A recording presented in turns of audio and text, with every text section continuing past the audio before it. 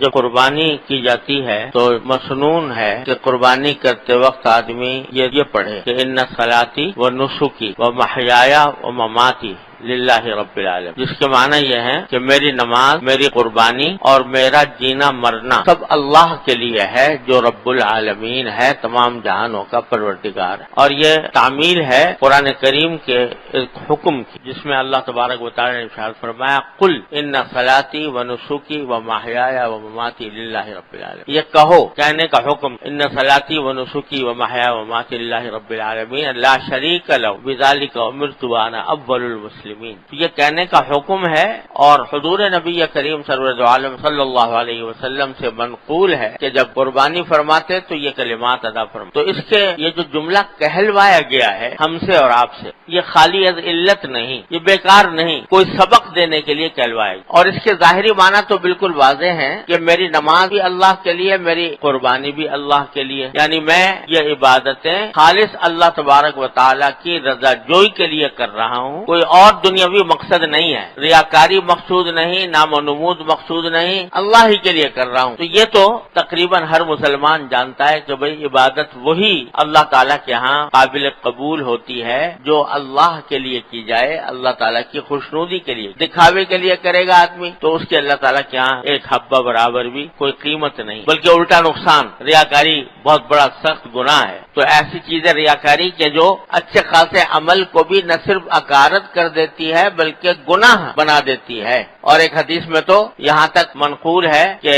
یہ ریاکاری ایک طرح کا شرک ہے، من صلی یرائی فقد اشرک باللہ، جو ریاکاری کے لیے نماز پڑھے اس نے اللہ کے ساتھ شریک ٹھہرا دیا مخلوق کو، کرنا تو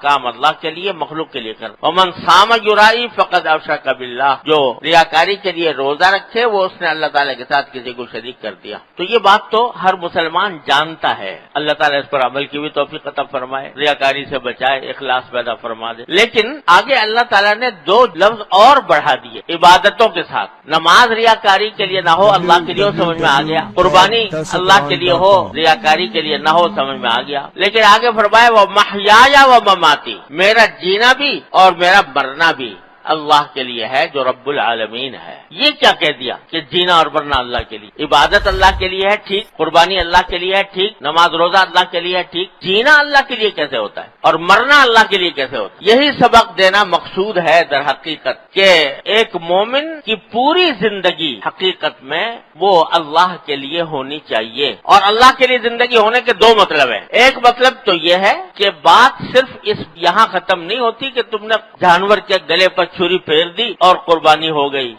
ثواب بھی مل گیا قربانی کا اگر تم نے اخلاص کے ساتھ کی تھی، گوشت کا مزہ بھی تم نے اڑا لیا، دعوتیں بھی کر لی، لیکن اللہ تعالیٰ نے اس کا اجر و ثواب بھی تمہیں عطا فرما دیا۔ یہ تو ہے، لیکن آگے جو سبق دیا جا رہا ہے وہ یہ کہ یہ قربانی جو ہم نے تم سے کروائی ہے یہ در حقیقت ایک مظاہرہ ہے اور ایک نمونہ ہے اس قربانی کا جو ہم نے تم سے مطلوب ہے۔ وہ کیا ہے کہ جب زندگی گزارو، زندگی کے معرکے میں داخل ہو اور زندگی کے اندر بے شمار مطالبات، تقاضے، خواہشات، جذبات تمہارے دل میں پیدا ہوں تو وہاں پر بھی اسی طرح قربانی کرو جس طرح تم نے جانور کی قربانی کی، کہ ہمارا حکم تھا قربان کرنے کا، تم نے جانور کو قربان کر دیا، ہمارے حکم کی اطاعت میں، اس کی تابعداری میں۔ تو اب آگے جب زندگی گزار رہے ہو تو اس زندگی کے دوران بہت سے تقاضے پیدا ہوں گے، دل بہت سی چیزوں کو چاہے گا لیکن وہ ہم نے منع کر رکھی ہیں۔ تو اس موقع پر اپنی ان خواہشات کو کچل کر ان کے گلے پہ چھری پھیرو اور ان کی قربانی کرو، اس لیے کہ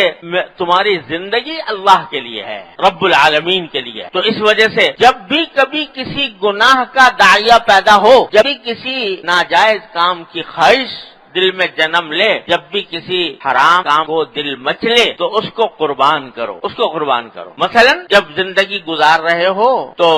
لوگوں کے ساتھ اٹھنا بیٹھنا بھی ہے، مجلسیں بھی ہیں، اور مجلسیں گرم کرنے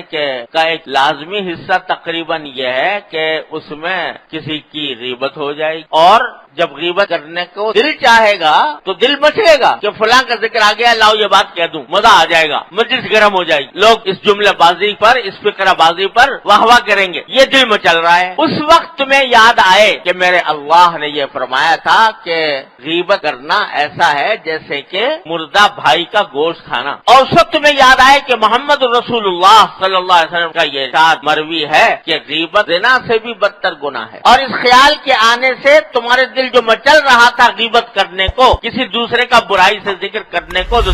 دل چاہ رہا تھا، تم اللہ کے آگے اس کو، اللہ کے سامنے اس کو قربان کر دو۔ یہ ہے قربانی جو مطلوب ہے، یہ ہے میری زندگی اللہ کی۔